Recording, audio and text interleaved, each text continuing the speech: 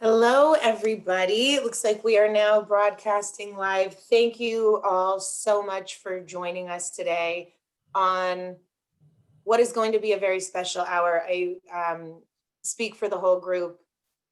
Our gratitude, our cup runneth over to have your time today on what would normally be like a lunch hour, but who knows during the pandemic what this hour will bring. But we have a bigger registration pool than we ever have. And the reason is simply, this is a universal topic that I think we all need. We started out this webinar series to really address issues that were happening presently because of the pandemic, vulnerable positions out of work, layoffs, a lot of really tough things and challenges have been happening this year.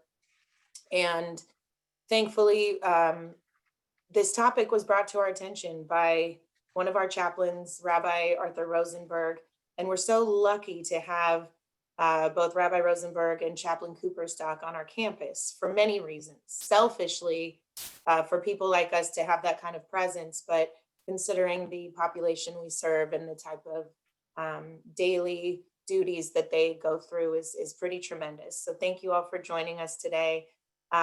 This is going to close out an interesting year, and you're going to hear some great things.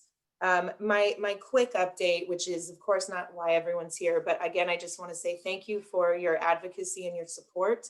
You obviously are here because at least you know what the Motion Picture and Television Fund is, and that in and of itself is a blessing. We are a nearly 100-year-old organization founded by such Hollywood luminaries as Mary Pickford, who said, "We see a need and we fill it," simply put. And that's what we're doing. And that's what 2020 has been. There's been many needs, and we're doing our best to fill them along with a lot of other incredible people and organizations. Today, you are going to get the opportunity to connect to your light and to the light, and to have a conversation about spirituality, community, connection. I would like to, before we get into the blessings that this hour will bring, I'd like to intro our Dr. Scott Kaiser, our Chief Innovation Officer, who I should absolutely have his bio memorized now, but I never want to get it wrong. And not only is he a dear friend and a beloved colleague, but what a wealth of a resource for our community. Dr. Kaiser is a practicing geriatrician. He's really improving the population health and well-being through social and community-based interventions. We've got so many programs that Dr. Kaiser is a part of and is spearheading, and his knowledge is behind. He continues to be engaged in teaching, program development, community outreach, and talk about passion and talk about bedside manner, and just somebody who wants the best for everyone, and people want to be around him. Plus, as you can see, he's got really good hair, you guys. So that's also fun and just a nice moment to make him smile, because why not? Let's smile as much as we possibly can. All right, Dr. Scott with the good hair, you take it away, my friend. Wow, thank you. That's great. Oh, this is a really fun way to wrap up the year with these great webinars.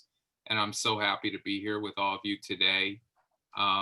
As Courtney mentioned, the MPTF mission, supporting members of our entertainment industry community and living and aging well. What that's really all about is acknowledging and understanding what matters most to people and really being there for people in times of need. So this is just what we have. Two incredible guests today that really get to the essence of what MPTF is all about, and are going to share some thoughts on topics that are so core to the mission and essence of MPTF. So without further ado, I'll introduce Rabbi Arthur Rosenberg, who is the Leonard Nimoy Palliative Care Chaplain, who's been with MPTF since 2004. The honors and accolades, there's too many to mention here, but I can tell you that Rabbi Rosenberg is just an integral part of the MPTF team, integral to MPTF's palliative care team, which is second to none.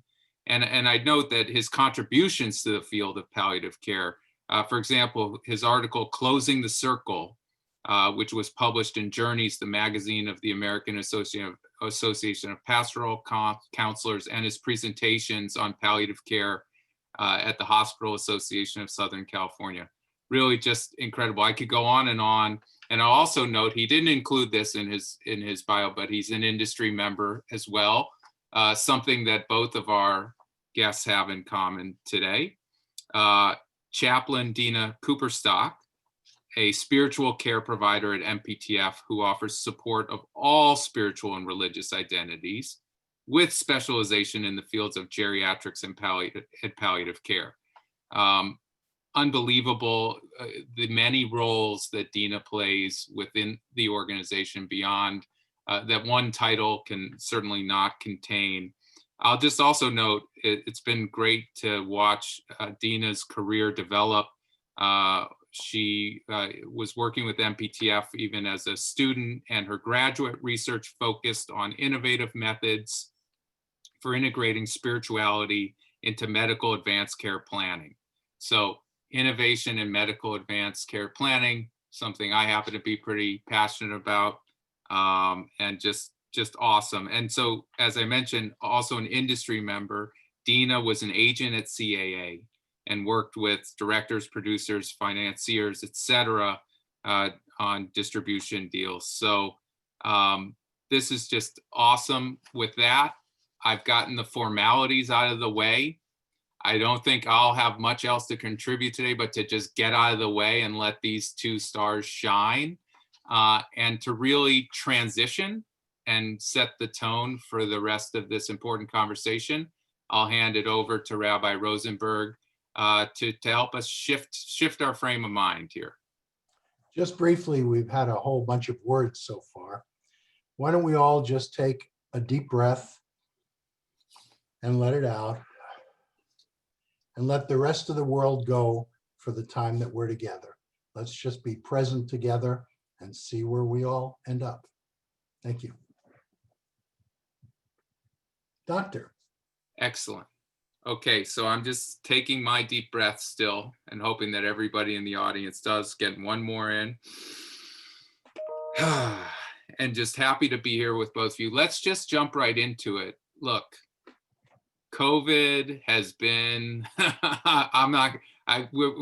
this is a family friendly show. So I'm just gonna say yeah. But obviously this is a health issue. This is a social issue. But why are so many of us here today to talk about spirituality? How has this been a spiritual issue, and how has COVID guided sort of our spiritual experience over the last 9+ months? And I'll throw that out to both of you just to start getting into this important conversation. Well, one of the things I would begin with is that what we're facing today is an existential problem. And existential comes from the word to exist. You know, this is all about our very lives. So we can't eat our way out of COVID. We can't drink our way out of COVID. We can't party our way out of COVID. There's no way out of it. So we go inside, we look at ourselves, and we ask ourselves, what's our reaction when we feel so powerless? What are we supposed to do as human beings when we're in a place like this? And we realize that what we're left with is our spiritual experience. Where are we in this world? Where are we in this universe? What does my life mean? All people have the same three questions. Where did I come from? Where am I going? And what am I supposed to do while I'm here? So we'll be talking today, I guess, about that and our own particular reactions. But I would suggest, just right off the top of my head, that we need to take this time to repurpose ourselves, to realize that, yes, we have to stay at home. Okay, I know I have to stay at home, but it's not a punishment. It's an opportunity for me to do several things. One of which is I don't need an alarm clock. I seem to get up without one. I can dress however I want to. You all know that. You see me with my tie and my shirt on, but am I wearing sweatpants or short pants? We don't know. So it gives me freedom staying at home. I have to wear a mask, right? Well, wearing a mask reminds me that as I protect myself, I'm protecting you, that it's part of my being in life is having a relationship with you by protecting you, and always returning to the present moment, because the power in life, and I use that term advisedly, I know you may disagree with the word power, but in the moment, that's how we live. We're here in the moment. And so the past is the past, the present hasn't been born yet. So COVID helps us to refocus on this present moment, which all begins with our breath, as I did. All right, I've talked enough to start with. Dina? Well, I want to piggyback on part of what Rabbi Rosenberg said, which is that experience of confinement or limitation that's happened in the context of the pandemic, whether we are at home or whether if we're still going to work or needing to go out for various reasons. We are constricted. There's an experience of less than before that can naturally make us feel uncomfortable, not just physically, but spiritually, feel that we're cut off from what was meaningful to us before. And as Rabbi mentioned, that can become an opportunity. And I'm sure we'll talk more about this, but looking at going to a place of acceptance first around that, to say, perhaps this is not forever. This is this moment. It has some limitations around it, some designation around it, but perhaps that's making it special and unique. Or perhaps even if it's uncomfortable, kind of like the serenity prayer from 12-step programs, perhaps there's a way for me to accept the things that are not in my control and surrender a bit to the mystery beyond, and through that process, elevate spiritual opportunities. And we can talk in more depth about that specifically, but a good example, for instance, is the ways in which we've been able to connect that maybe we wouldn't have before. Zoom is a wonderful example, that people who may not have been able to, in the middle of a day, attend a gathering about their spirituality and reflect on this, can be here over their lunch hour and be together and say, this is something of importance to me, and let me take that time. If we call it self-care, self-expansion, reflection, coping, all of these words can relate to what may have brought us here together. But there is as much opportunity as there is constriction. And that's also want to recognize that we're not just focusing on solutions to problems or to challenges, but part of getting together is just witnessing how difficult this has been for all of us. And there is some comfort and some resilience in acknowledging it together, that it's been different at different points in the year and throughout the pandemic, including now as we hear news about the potential of vaccines or about surges and how that makes us feel, that we're just all trying to get through the days together, and hearing how others are doing it, knowing others are having the same experience can be very meaningful, particularly when we can't be together in that physical sense. That notion of being together, that's, isolation, is something that we're all feeling one way or another. And I think we're very lucky in our times to have the Zoom or FaceTime or Skype, ways to see each other and to relate to each other, because being separate is not who we are. We're human beings. Human beings are social animals. And for us to be able to get together is terribly important, to see each other's faces, to read each other's body language. It's what we do. Also, spirituality, I'm going to use the R word, religion, faith, depending upon where you fit in that. These are also social things. If you happen to be Christian or Catholic at this time of the year, you're looking forward to Christmas. And many people go to Christmas Mass or they go Christmas caroling, those sort of things you're not able to do this year, but you can do them on Zoom and you can be part of your spiritual community. In Judaism, it's Hanukkah. By the way, they also have in common the notion of light, which is what we're talking about today.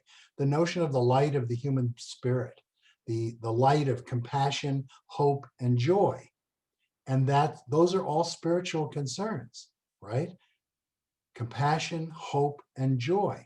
So the news media and the times in which we live in focus us on sort of narrow, dark places. And spirituality over the centuries has been there to help people through religion or spiritual practice to somehow lift themselves into something higher, something that goes in concert with our fellow human beings. And by the way, I don't discount people who are atheists or don't have a particular belief system. There's great beauty in nature. There's great beauty in the arts and music to tie us together. We need to find those things that bring us together in the midst of the pandemic so that we learn something. When this is over, we've actually learned something. That we learn that we can do without all those things that we thought we needed and replace them with the things that help us to grow. The fertilizer, the water, the sunlight that help our spirits as human beings grow, to remind ourselves that we're connected to each other. We're our brothers and our sisters' keepers. Just backing up for a second, Dina mentioned the vaccine, the surges. We're dealing with resurgence of cases on the motion picture campus, and people are, fighting tooth and nail to keep people safe and protected and to care for each other. What do you say? You guys both as chaplains interface on interdisciplinary teams that have many different roles in terms of treating the whole person. But you look at the COVID pandemic and it's, isn't it a medical issue, and it's going to be addressed with vaccines and masks and behavior change. What's the role of religion and spirituality? I mean, let me be the cynic and say, well, what does this have to do with it? Step out of the way. I've got a ventilator and a vaccine. Talk to you later. Oh gosh, there's so much to say to that. I'll start here, which is, especially at motion picture, but at a lot of places that are trying to do healthcare and health the right way is about a whole person. It's not about the physical health of the body. It's about mind, body, spirit as a entire person, so that if you're going to look at a ventilator, if you're going to have conversations about, treatment, about vaccine, it's about why are we doing all of this? Why are we making choices for ourselves, for our families, to stay home or not to stay home, for our community, is really about our deepest values. It's about what matters to us, what is a moral imperative to us as we think about medicine and as we think about choices as a community.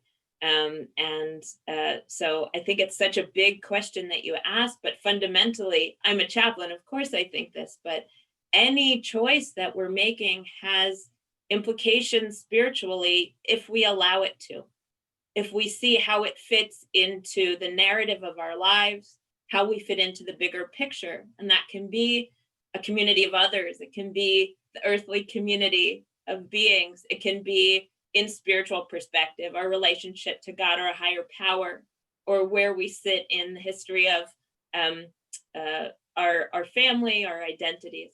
So one of the things that I think is so important about the role of spirituality, there's so many elements, but is about coping and resilience, is that this is not the first time it has been challenging for any of us. We have all been through challenges before.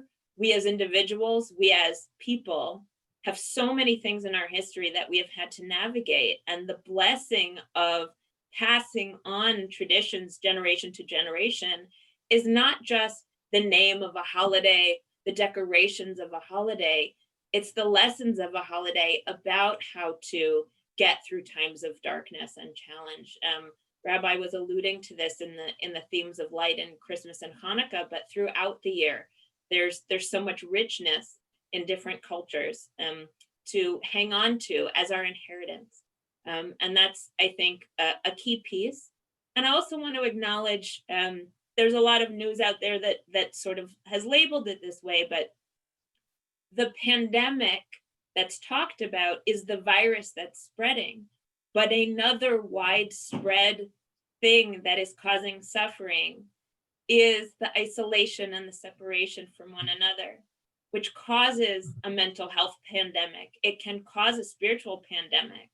And so it takes a lot of intentionality and care to that part of it for all of us to get through this, not only to survive it, but to ultimately thrive through and on the other side of it. I think it's very funny, Scott, that you said, well, it's just, a virus and there's going to be a vaccine. And isn't that all there is to that? And I know that you were being cynical for a certain point of view. And I can tell you as a chaplain, having attended the end of life for many people over my years here, no one on their deathbed ever said to me, I wish I had bought that Rolex. They've always said, where's my family? Where are my friends? And so life is about more than a vaccine, and life is about more than just possessions. I realize we live in Los Angeles, but I could say the same thing. Well, what's everybody so upset about? It's just an election. It was a political process, right? But yet people are not sleeping. People are not eating. People are angry and in the streets, depending upon how you feel about things. But isn't that just a political problem? Well, no, we have living problems.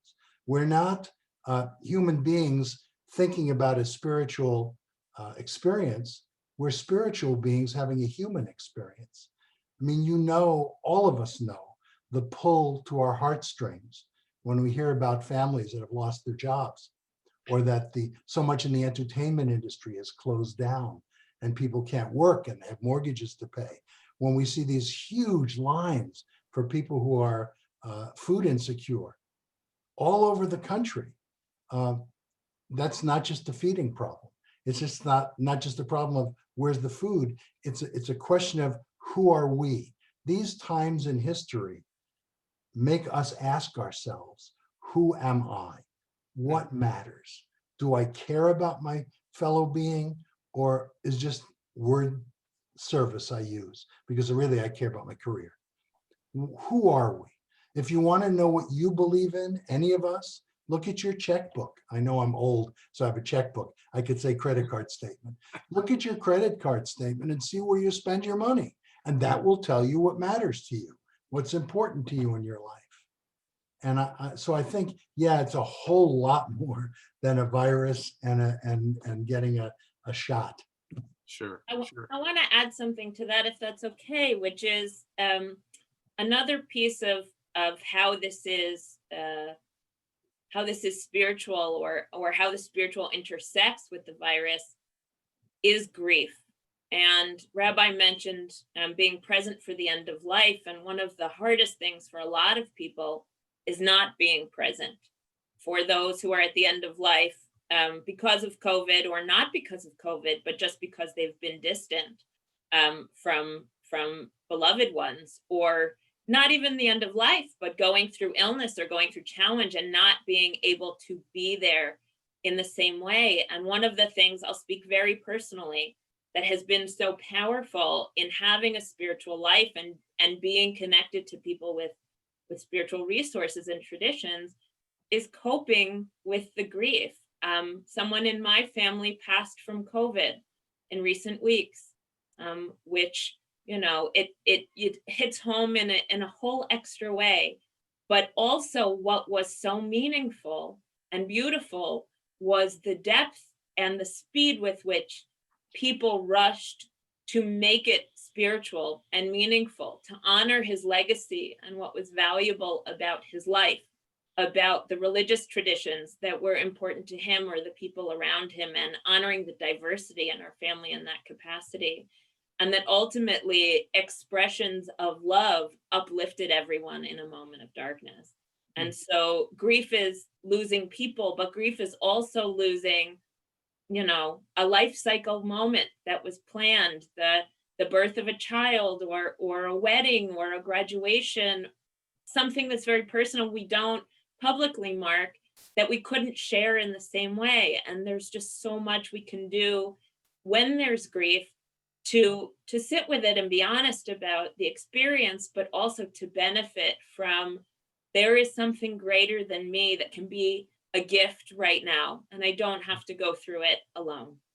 Oh my gosh, so much to unpack there. So I'm going to come back to the fact that you've had a child during this period, which is incredible. And then just on the other side of the equation there, definitely for me, the one of the most painful, alarming first indicators of what was to come was an early call from a family member who had a loved one in the hospital in an ICU with COVID, and there was just nothing they could do. They could not go be with their loved one.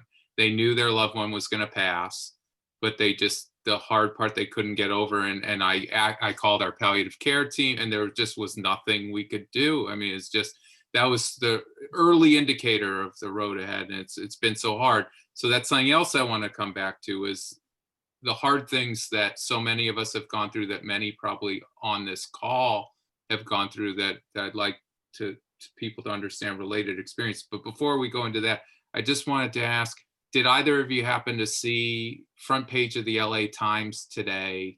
Yes. An article? Yeah, share a little bit about that, Arthur, because I mean, I think that story encapsulates so many of the factors at play here. Are you talking about the chaplain story?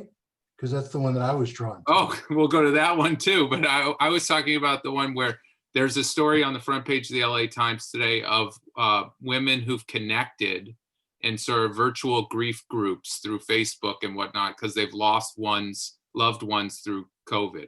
And just their shared experience, and the fact that they connected over social media, and then the fact that one of them is actually offering something once a week, a moment to just stop and pause and recognize people who've been impacted by the pandemic, whether they've lost their lives, lost a loved one, or been economically impacted, or in some other way impacted.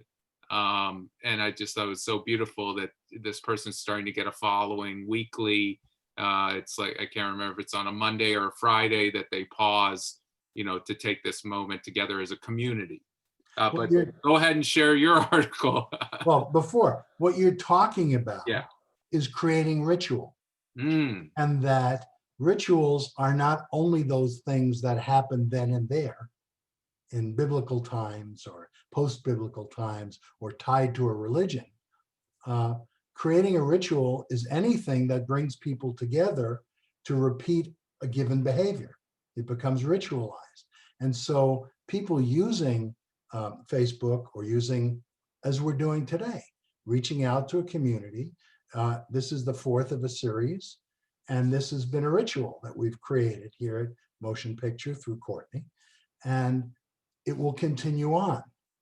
And those things you were talking about in the paper today is the same way, people using that, because we hear about the evils of social programs and social interactions on the web, how bad Facebook is and Instagram and all these things, but they also are there for good.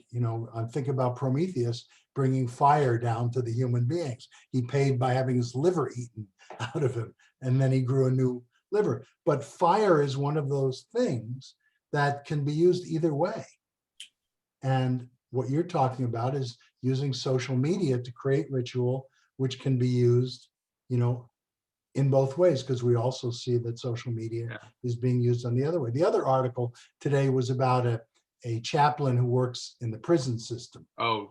And how, talk about an isolated, disconnected population of human beings, those in prison who that most prisons are not allowing chaplains or anyone else to come in and see them, and they're in cells, and there's no protection against COVID. And even within that, the light of spirituality brings hope and compassion to people even under those circumstances. So we can open our hearts up where So we that's, so sticking with that light, spirituality, opening the hearts, Dina, those terms, ritual, sacred, they can be very loaded. And you've helped me so much, I think, about, ways in my daily life, just from listening to you speak, through the years here now, about interesting, thoughtful ways to acknowledge ritual, the sacred in their everyday. Oh, well, thank you. I'm glad it stuck. Rabbi talked about ritual that connects a group of people, and I think that's one category. But one of the things that I really value in the collection of all the containers in which we put spirituality, all the different things that we do, ritual is one of my favorites. And I'll distinguish ritual from habit a little bit. Habit is something we might do routinely, whereas ritual has a different level of intention to it. Ritual sets something aside. It makes it sacred. It makes it special.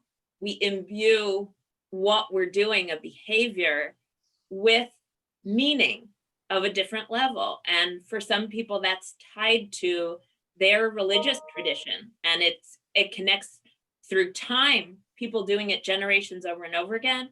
It connects through space to others who are doing the same ritual, and that can be really powerful. But rituals can also be done alone, even if you've developed them yourself, and they can be developed, they can be made alone.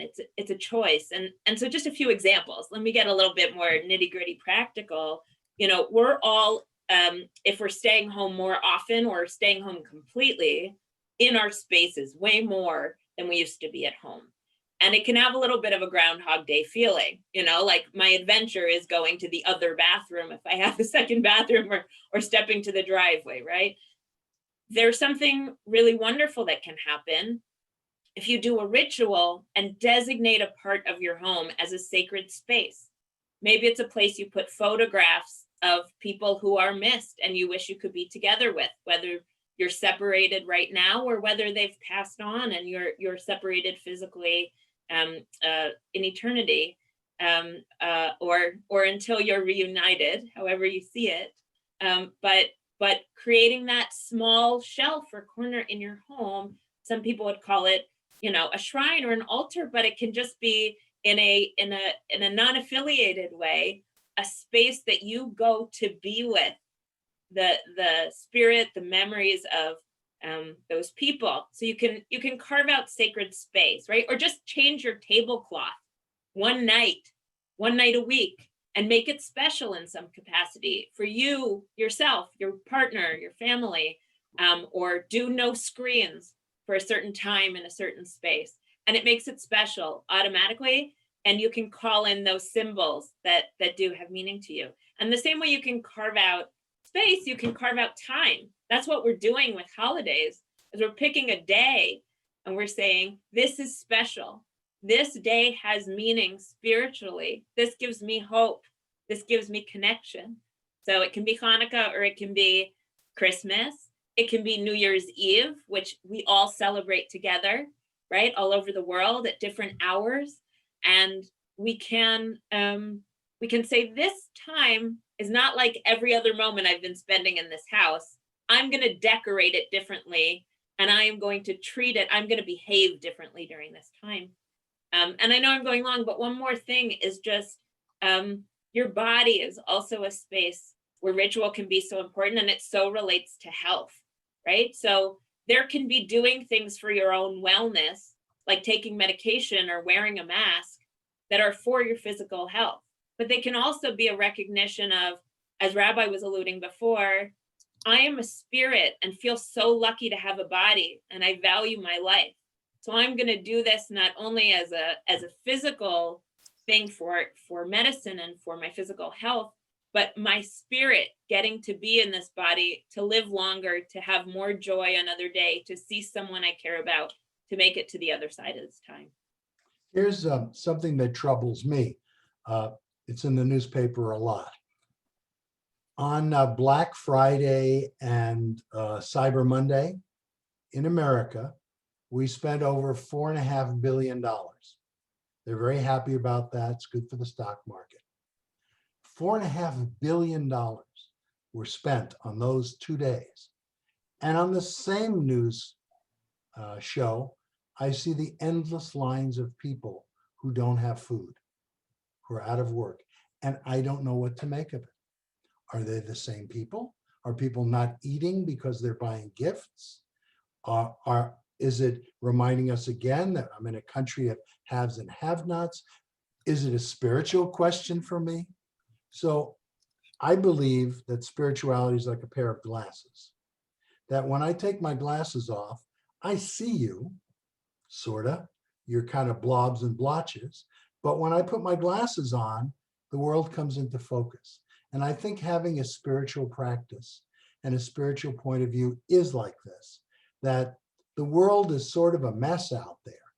4.5 billion on gifts and no food for people in the street yelling at each other and feeling alone and alienated without any particular connection. But when I put my glasses on, I see the world through my prescription. And my prescription reminds me of those 3 words I mentioned before: compassion, hope, and joy. It reminds me I have a purpose in being alive. It reminds me that I care about you, about all of us. You know, Ram Dass has a great quote that I hope I don't butcher, that really means a lot to me. It's, when I don't know who I am, I serve you. When I know who I am you.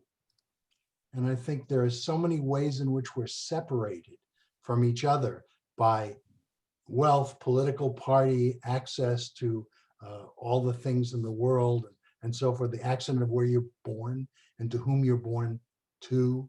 All of these things create these walls and separations. And the reality is we're all the same in different skins.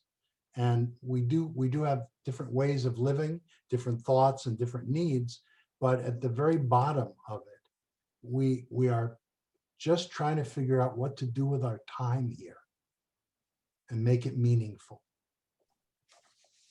Dina, can you reflect upon that, particularly the Ram Dass quote, and that, because it particularly given your career and your service to our community, what that means to you? There's a statement about giving charity, which in Judaism we call tzedakah, because charity sort of implies an imbalance, whereas justice means that we're connecting or we're touching together. And what Ram Dass is trying to say is, if I'm serving you, then you must be needy in some way, and I have something that you don't have, and that puts me on a higher plane, and it puts you on a lower plane because you need. And what he's saying is, but when I know who I am, just another human being, then I'm you, and that I'm not serving you, I'm walking with you. I'm empathizing with you. I'm not sympathizing at you. That we are one, that we both are human, and we're both trying to figure out what this experience of being alive is like. So taking the imbalance out of relationships. I want to add to that, if that's all right. I think, you know, we have a wonderful turnout today, and it's just so touching that so many people want to be part of this conversation, but we're in a webinar form. It's not as much a conversation. And to me, ideally, we'd all be having our voices. Part of serving is, I'm not here with answers. It's to know that each one of the 80 or 90 people, whatever it is, that even I haven't looked at the number, but at the beginning I looked, there were 90 people at the start. I'm sure it's more now, who have been through things to get to today, right? They have been through heartbreak. They have been through struggle, and ways of getting through that would be such wisdom for me to benefit from. So being a chaplain is not being in a place of power or being in a place of teaching or guiding even necessarily, but as Rabbi was implying, it's companioning. It's doing it together and being a partner.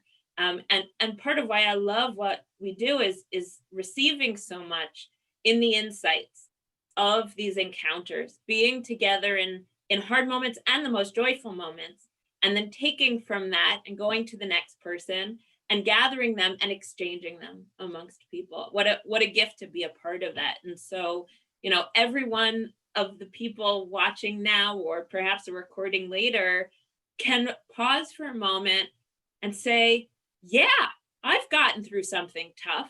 What worked then, right? If you had to, what was something, was it a song that like got you up in the morning when you didn't think you could do it again? And that's spiritual in its own way. Is it, you know, some people journal. I cannot journal. It is not the right one for me, right? But lighting a candle to designate special time. You know, whenever I have a dinner party, even if it's not a holiday, there's something to me that's powerful about that, about, okay, we're starting now. We're lighting the candle on the table. And what is something that got you through?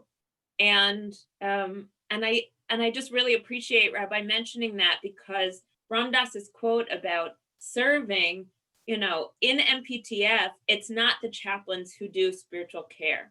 The chaplains are experts in spiritual traditions and cultural needs and how that intersects with health and wellness. But our entire team on the campus and throughout the community is delivering spiritual care by caring about the whole life of each of the people that we're able to serve and interact with. And we receive so much back because of the guilds, because of all the people who get involved, the donors, the volunteers, care about one another. It's creating a culture of that that can be very powerful. And I think as much as we've seen the tragic things and the conflict that's gone on in the time of the pandemic, there are such extraordinary acts of compassion and kindness and humanity in our own community and throughout the world. You know, I follow on social media some feeds that are just about everyday acts of goodness and people having an opportunity to share that. And boy, is that the antidote to some of the fear. And so service is not about people with serving those in need, but about an exchange. Dina, to your point about this conversation, just point out that people can please enter questions into the Q&A, enter comments into the chat. Obviously, it's not the same as having a face-to-face conversation, but please, we want to engage all of us in this conversation. And to something else you mentioned, I'm looking at the list of participants here, and I know that our people in our community, you know, our network, our safety net, our friends and family here have suffered losses, are struggling with anxiety, depression, existential crises that have all been exacerbated, amplified, instigated by the current circumstances we're living through. As chaplains, people share their deepest concerns and challenges with you. Can you tell us a little bit about, you know, what has your courtside seat been showing you? What have you been seeing? What's going on, so that others out there might not feel so alone? And then even one up that, what are some things that you're sharing with people as to how to cope and how to manage, so that we can all benefit from that wisdom? Let me start with the second one first. The second one is sort of the easier. What we're passing along, I believe, is to remind people that you have a choice. Even in these times, even separated and isolated, life is about choosing, and you have a choice. How you choose to see this moment, this day, is your choice. How you react to your wife or husband, boyfriend, girlfriend, best friend, uncle, aunt, whatever, is your choice. Whether you watch the news 24/7 or don't watch the news 24/7 is your choice. Life is about choosing and about making choices. Don't let the day go by today without telling somebody who you love that you love them. Don't let the sun set tonight without telling somebody today you heard something they said and it made sense to you. It helped. Don't lose the chance to be a human being today. That's really, that's the big thing, is that you have a choice, even in what we would consider limited circumstances. And sometimes I think about our limited circumstances with DoorDash and Uber Eats and all the things we can do. What did they do during the Black Plague in the Middle Ages when they couldn't watch Netflix at night? You know, what did they do? They didn't have flush toilets. And we're feeling like, oy vey, how hard this is. And really, in our world today where we're fortunate to live, we're blessed with everything. But even within that, there's a choice. And yes, I work in palliative care, which means that the majority of my clients are out in the community, people who are watching today. And yes, people do call and people do have visits with us on Zoom, and they try to unburden this sense of doom. Will I ever work again? Will things ever be good again? Will I ever be able to go on a trip again? Can I go in public? Will I have to wear a mask forever for the rest of my life that I can take off from time to time when everybody's got the back? But, you know, am I supposed to be hypervigilant for the rest of my life? And again, it's going back to the moment, returning to your breath, returning to centering yourself, and don't scare yourself, and remind yourself you have a choice. What's the information you have, and how is the best way to deal with that information? Through honesty and love, with compassion, hope, and joy. And Dina, before you pick up on that, I'd like to just shout out here. We got a great suggestion from one of our audience members here. You know, this is the Connecting to the Light panel, or whatever this. So Connecting to the Light is our theme. Please share in the chat, in the Q&A, wherever you're supposed to do it. Share what you do, something that you're doing to connect to the light. And I'd love to assemble people's different tips and tricks and experiences and comments here, and then I can share them with the group. But so that's a great suggestion from one of our participants today. So keep them coming. Thank you to whoever suggested that. That's wonderful. Absolutely. And I look forward to seeing what you all have to say. To the earlier question also about things that are really affecting people and we're hearing about, is that any stressors or challenges before are heightened in a way by the isolation, by the uncertainty. Those are the two, I think, themes that are so intense. And whether it is, grief or work stress or economics or, family, whatever it is, it's just been heightened in a way. And so I want to address uncertainty first, which is things were always uncertain before. There was always a possibility of things turning on a dime. I think we just feel a little bit more vulnerable because we see how quickly, because so much of it has collectively, it's happening to so many of us at the same time. And the flip side of that, of course, is in a moment of vulnerability is our chance to be intimate and connect, intimate emotionally and spiritually, that we are fragile human beings, and how blessed we are, how special it is that we have another day to live, that we're able to breathe if we can, with ease or with assistance. It takes us to a place of gratitude when we are vulnerable, if we allow it, if we alone or with companions to know what it means when you're vulnerable to get to live the elements of life that we live, to have those moments of joy and of meaning. And to the isolation, especially with the holidays coming, can be real stress and real grief. It is the feeling of longing and of grief is an expression of love. We often talk about that in palliative care and about end of life, which is, of course it is sad. Of course it hurts because you value it, because it's important to you, because you have love, because you have people in your life. It hurts when you can't be together, and it hurts when you have to say goodbye. I myself, Dr. Kaiser mentioned, I had a son this year. My parents have not been able to hug him yet. They are across the country. But boy, are we putting a lot of energy into feeling grateful that they are alive, that he is alive, that they can see each other through the technology of our era, and be really intentional with how we create time together. There's a beautiful book called The Art of Gathering that I had the privilege of reading recently. And one of the messages in it is that any gathering of people is for the purpose of filling a human need.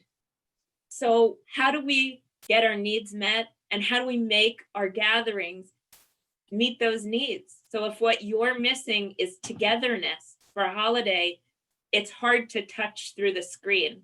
But maybe what you can do is take photographs of your hands and put them all on your table. All the hands of the people you wish were at that table, have them touching in some capacity. It's a little cheesy, but it's a beautiful symbol of a collective desire and a hope that next year you're going to be able to put your hands all in the center and be together or hold hands across a table.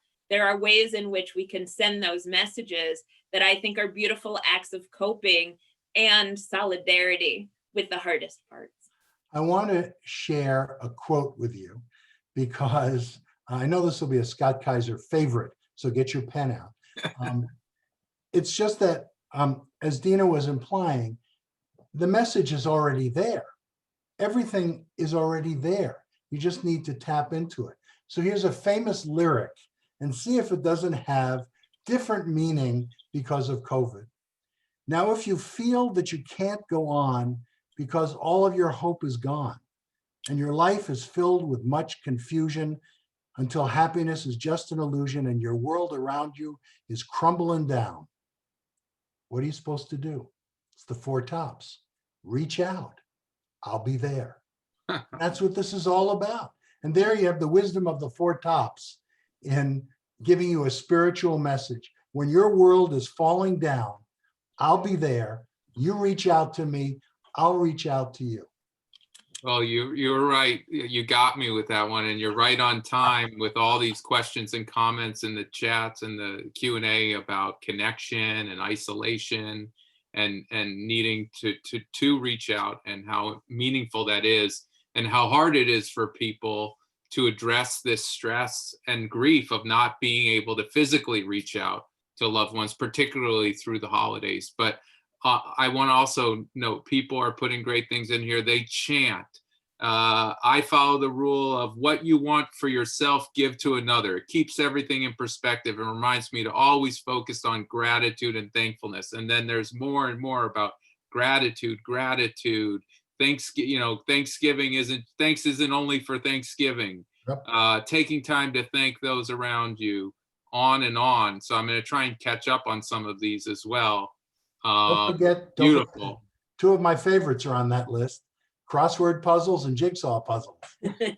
And one of the benefits of COVID is every morning I get to have coffee with my wife and we do the crossword puzzle before I go to work, because I don't have to commute.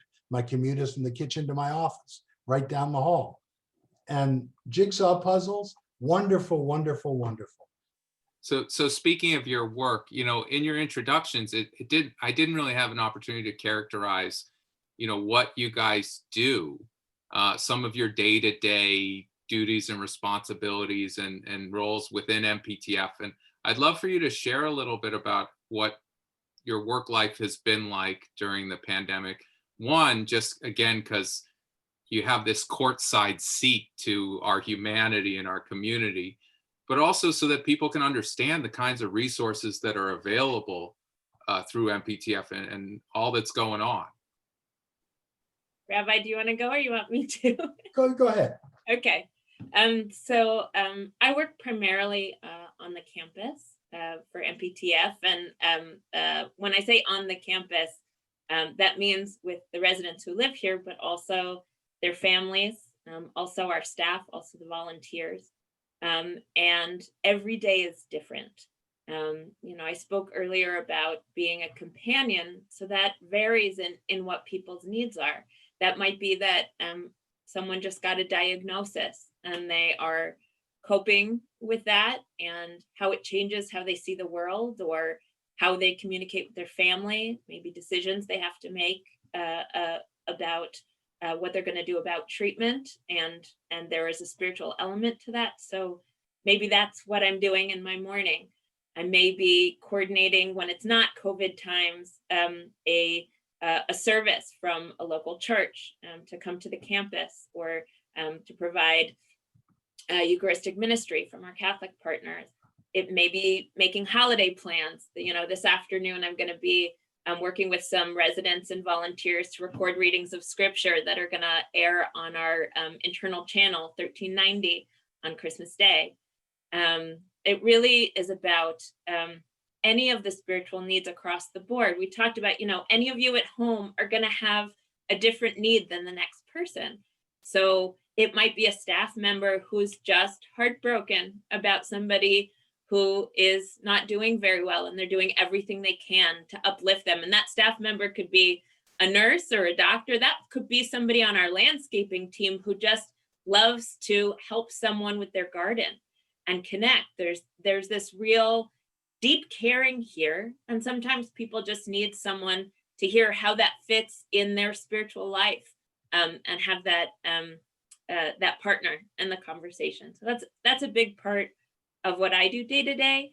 And it's a joy.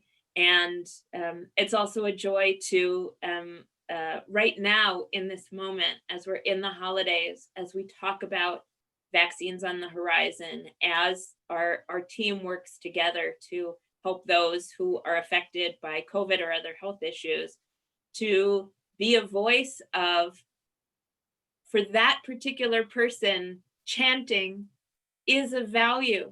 So if they're going to the hospital, can we make sure they have their iPad that has their chants to go along with them? And knowing that about each person, and also communicating with their families about what's valuable in their lives like that. One of my favorite things to do is when someone's moving in, the getting to know you is such a joy. Getting to talk to their family members about their life story and, what synagogue they were a part of, what mosque they were a part of, and what their favorite holiday is, and the objects that are special to them. And then sitting with a person and hearing why they got in the industry and why that's spiritually important to them, why being creative is their spiritual practice, which is so true of so many industry members, why telling stories is their spiritual practice. And so for me, that's the joy of the job, among some other stuff. But we'll stop there and let Rabbi talk, because he does that and more. And let me just interject too, in terms of picking up on the joy. I love somebody started a string here in the chat about your favorite holiday movie. So I'm going to just out myself as a total rom-com fanatic. Holidays or not. So I'm going Love Actually. But please keep that going. That's bringing me a lot of joy. And then Arthur, so Rabbi Rosenberg, palliative care, I'd love to hear about that. With all you, I'd like to hear about everything you do, but palliative care, what is that? Caring for people with serious illness. I imagine that a pandemic comes along and people's other serious illnesses don't just magically disappear. Yes, but COVID can also make it worse. Right now, we currently have a patient who was diagnosed with ALS last week, and they're in the hospital, and they were just diagnosed with a pretty fast-moving case in the ICU in the hospital, and was forced out of his bed to go to a general medical floor because they needed the ICU room for COVID. So, there's all of that. But palliative care is a team sport. Most people know they go to doctor to doctor to doctor, which we call silo care, like grain silos, and those silos don't talk to each other. So palliative care is a team of doctor, nurse, social worker, chaplain, where we treat the whole person. We help them understand what's going on in their world, help them cut through the doctor stuff and create conversations with their doctor, between their doctors, and help them understand where they're going. What makes it particularly hard at this particular moment is that we can't be in the same room holding hands. But we can use, and we do use Zoom, and the majority of my work, 5 days a week, most of the day, is being right here where I am now, talking with families. We also provide a grief group for those people who need, at no charge, provided from MPTF. We also have a caregiver support group because these things happen within the families. And so yesterday I spoke with a family member of another patient who's in the armed forces and just got a call to go to their next base. And one of their parents is not doing well. And so I spent a good deal of time talking with them about and listening and directing that person to their military chaplain as well. So palliative care, because there's a holiday, doesn't stop, and nor does illness and progression. But we do our best to help people to navigate a difficult road. And you know, as a physician, that as JAMA, her Journal of American Medical Association, reported that people on palliative care tend to have less pain, use less drugs, and live a little bit longer. So, and this is all provided, by the way, free of charge by MPTF. The doctors, of course, get paid through the insurance, but all of our other services, the holistic services, the chaplain, the social worker, the nurse practitioner, and the other aligned professionals we have, are all provided free of charge. So that's part of the mission of MPTF and why donations are so important. Rabbi Rosenberg, a very specific question that I think you could answer here. Could you recommend some books for somebody who's just been diagnosed with stage 3 cancer? Some of spirituality, some humor, any books? I imagine you have books that you often refer to. Well, it depends. Actually, it depends upon the person. Yeah. Because everybody, some people want to read a specific Catholic book or a Jewish book, or, you know, there's always Bernie Siegel, Dr. Bernie Siegel. There's a lot of New Age things. Louise Hay, I love. You Can Heal Your Life. Poetry. I have a book here that I just think is super swell called, and you can't see it, can you? It's called In My Head, and it's a book of poetry. I think the idea that people, when they become ill, try to go online to WebMD and read up and become little experts on whatever they have and on medicine is sort of missing the point. Let the doctors do that. Yes, be involved. Yes, be informed. But the books I would suggest all have to do with, here's another one, The Gentle Wisdom, it's called, Prayers for Everyday and Not So Everyday Moments by Rabbi Nachman of Bratislav. That was written in the 1700s. So, you know, there you can read Psalms and you can read hymns, but I would read those things, listen to a symphony that lift your spirit so that you can bring hope and joy to your family member or friend who's just been diagnosed. And I've heard you reference Ira Byock's. Ira Byock. Is that something you more for the person going through the cancer or the family or both? And Dina, jump in. I was just going to say Dr. Byock, so I'm so glad you did that. He has so many incredible writings, but the one I think for someone going through it or their family is The 4 Things That Matter Most. It's an incredible book, and I'm not giving it away. He gives it away on the first page, but in working with hundreds of people, thousands and families with serious diagnoses, what he found was there were basically 4 categories of things that had the most meaning for people and that they would want to say to each other if there was no tomorrow. And they are please forgive me, I forgive you, thank you, and I love you. And it's incredibly powerful. The book gives those stories, but I often reference, and I've heard Rabbi reference as well, that we don't have to wait until someone has a diagnosis or we're worried we're going to lose them to say those things, and to say them in our households as often as possible, and to really dig deep when we are dealing with our own diagnoses or someone else's, to say, well, I'm aware of my mortality more than I was a moment ago. How can I say those things even more openly? How can I really say the things that matter most? So that's my number one book when you're facing a moment like that. Michelle just asked a question, who wrote that book? So we'll spell it. Dr. Ira, I-R-A, Byock, B-Y-O-C-K. Another great book on the subject is called When Bad Things Happen to Good People. It's very often people say the name of the book is Why Bad Things Happen to Good People, and that's not the book. It's when. It's what to do when something like that happens in your life. And then that's by Harold Kushner, Kushner. But When Bad Things Happen to Good People, another important book.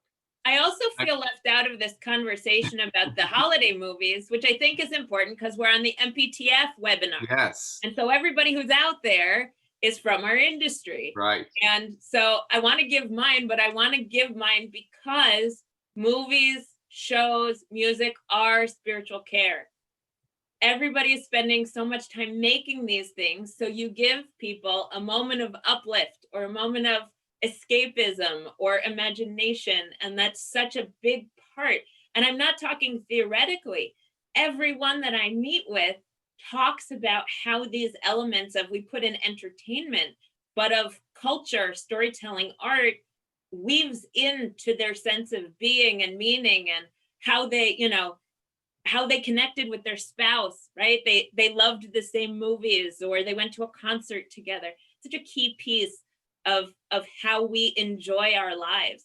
And so the two that I'm going to mention, one that several people mentioned, which is It's a Wonderful Life, because the theme of It's a Wonderful Life is we don't know how many lives we have touched, is to go and walk through our lives hoping that we make this beautiful impact. And we may have a really down day where we feel like we're not making a difference and people would be better off without us, and we just can't know. And so just do kindness and goodness and compassion, and you will touch lives in a way that makes your life successful as a spiritual endeavor. And the second, similarly, is The Nightmare Before Christmas, which not everybody sees as a Christmas movie. They usually say it's a Halloween movie, but it's a movie about owning your own identity and the rituals and celebrations that are important for you and fit for you, and the community that fits for you, and not trying to put a square peg in a round hole. And there's something really wonderful about that, because not every holiday tradition is right for every person, not just because it's of a different religion and we shouldn't all be doing the same thing, but because for you, maybe a Christmas tree isn't right, or church isn't right, or carols isn't right, but the food is right, because you connect through the culture of food and sharing food or donating food, service. And so allow yourself to express your gifts through the holiday traditions that are meaningful for you. And I love that that's the message of that movie, and that it still works for kids, so they can get that at a really young age. And thank you for everyone who makes that kind of content. Yeah, so coming full circle, bringing it home here, I'm so glad that we really hit on there's the sacred ritual, because there's so many great rituals here in the chat. And so here's one that I just have to call out. I'm in LA, my parents are in Maryland. Sometimes at night we look at the moon at the same time, 3 hours later for them. Physical space and distance in that moment's irrelevant, non-existent, and we're suspended in time together. We think it's neat that we're looking at the same moon together so far apart. That just, first of all, any writers out there, that would be a great detail for one of our future rom-coms. I love that moment. But yeah, these rituals of how we can build community, build connection, and be together regardless of what we're going through now. So to close it out, not to contradict Ram Dass's guidance of be here now, but as you look ahead to 2021, what gives you hope? A question to each of you and to all of you in the chat and the comments for us to close out this awesome conversation. Rabbi Rosenberg, Dina, Sure. looking ahead. I'm not looking ahead. What gives me hope is that I'm alive here and now today, and that I have control of most of my faculties, and that I've been incredibly blessed in this life. I have a wonderful family that brings me joy and support, and hopefully I bring to them as well. I have a job. I work for some of the most ethical employers that I know, and I feel deeply connected to the mission of motion picture. And I figure if I do my part today, tomorrow will take care of itself. Do I hope that tomorrow's a better day? Sure. Do I hope that the COVID is gone? Absolutely. And do I hope people will create a kinder and gentler society moving forward? I do hope that, but I can work for that today. And that's why I'm here, and I'll let tomorrow take care of itself. It's hard to follow that.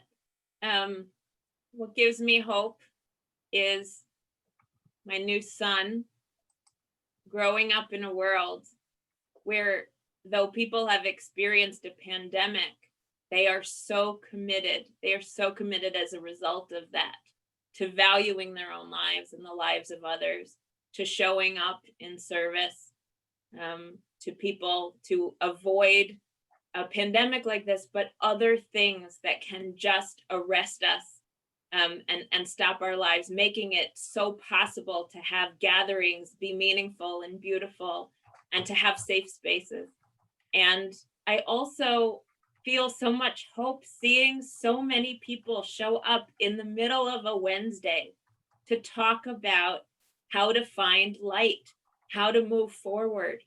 That in itself, I hold on to that so much, that even if we held this and it was 3 people, that there is intention to make spaces where we don't give in to what gives us fear, to what is making us feel a sense of suffering or loneliness, that we want to be in this moment, but we also want to get to the next and make it more beautiful. And I'm just excited to see what it brings. And I am so, so thankful to MPTF for prioritizing this as a dialogue. And for myself personally, Rabbi mentioned having ethical employers, such committed community to keeping us all safe, to serving our needs, to letting us be together in spaces like this. The littlest angel of them all. Talk about hard to follow, but I think we found the only thing that could possibly close it out here. I see Courtney has popped on with a special guest, and I just want to thank you both, Dina and Rabbi Rosenberg, for guiding us through this awesome conversation. And thank you, everyone who attended today, and for your excellent contributions in the chat. This has been I'm extremely appreciative of being able to participate in this ritual today, and look forward to our continued connection. Thank you. Thank you. Look, I'll be really quick here. I think the gratitude I took so many notes today, and you guys, I've heard this conversation many times, just like Dina had said with her little baby. You know, this is like one of many reasons that I got that makes it okay. I love, Rabbi, so many things that all of you have said, but be present. I'm not looking forward. We're here and we're breathing. And I loved the chat, you all. What gives me hope is being able to be in these moments and to have this conversation that Dina said, and to have people show up, and we'll share it with more intentions and being purposeful. I wish we could do this every Friday. I wish we could end every week like this. And our chaplains are doing this on the daily, on the hour, on the minute with our patients, our constituents. I just love seeing all the wonderful ideas. And I love that our CEO, Bob Beecher, joined, who we cannot thank him enough for being our leader. We cannot thank him enough. I never thought I would find a company, an organization outside of my, my love of UCLA, which is a fantastic place, but this place is special and you all are special. So thank you. We are showing films to our residents. We are providing as much joy as we possibly can, but we are here to serve. As Dina and Rabbi said earlier, this was as much a conversation as it could be, but we miss you all. Thank you for engaging. We will do this as much as you want. We wish you all a happy holidays. As we're here for you, share our message, not selfishly, but because we need to be there to help people. We're only as strong as the safety net that you are all creating for us. And thank you, thank you, thank you. That's it. This is our moment to, don't lose the chance to be a human. Rabbi Rosenberg said that we've got many people that we work with, and I'm just reminded, we were on a meeting this morning where an incredible hero of ours had 3 people in his family pass away. There was not a dry eye in the house. 2 of them were from COVID. 1 was from life, and the things that you can't predict. There's always something. So we are grateful. We are grateful. We are grateful for you. I'm giving a virtual hug. If anyone knows me, it's like all I want to do is hug people, and that's changing. I'm going to have to learn how to do that differently. But thank you, Mary Lou. We're seeing all you in the chat. We'll be back with more resources. We plan on doing webinars like these quarterly at the least. Dr. Kaiser, you are brilliant as always and so empathetic. Thank you to Kathy Davis, who was offline, and Louis and Chando on our team who coordinated this. That's it. I'm going to get off here because I want to end it on the good note. Thank you all so very, very much. We love you. We love you. I hope you feel that through the virtual